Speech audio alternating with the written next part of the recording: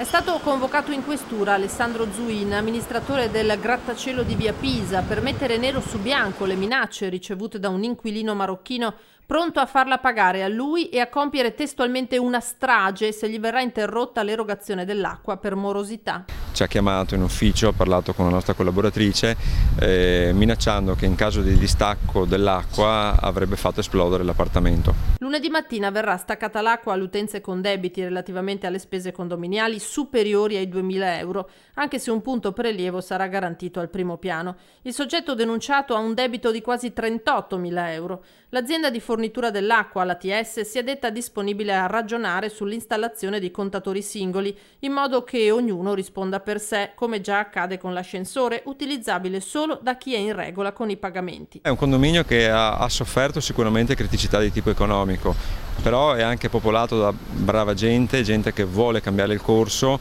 e quindi stiamo cercando di isolare i casi di difficoltà e cercare di risolvere il problema con loro, e isolare anche quei casi invece di condomini che pensano di poter vivere in un condominio senza pagare. Una linea condivisa anche dal sindaco Mario Conte, che censura le minacce e ribadisce che il comune sta facendo la sua parte per far voltare pagina a quella realtà. Credo che la direzione che è stata intrapresa dall'amministratore, quindi quella della responsabilità e quella del rispetto delle regole, sia assolutamente corretta. Noi come amministrazione abbiamo verificato e fatto dei controlli a tappeto sulle residenze e anche su tutta la situazione di degrado attorno al grattacielo, quindi l'amministrazione ha già fatto il suo. Credo comunque che questa minaccia non passerà inosservata, soprattutto per la questura e per i carabinieri.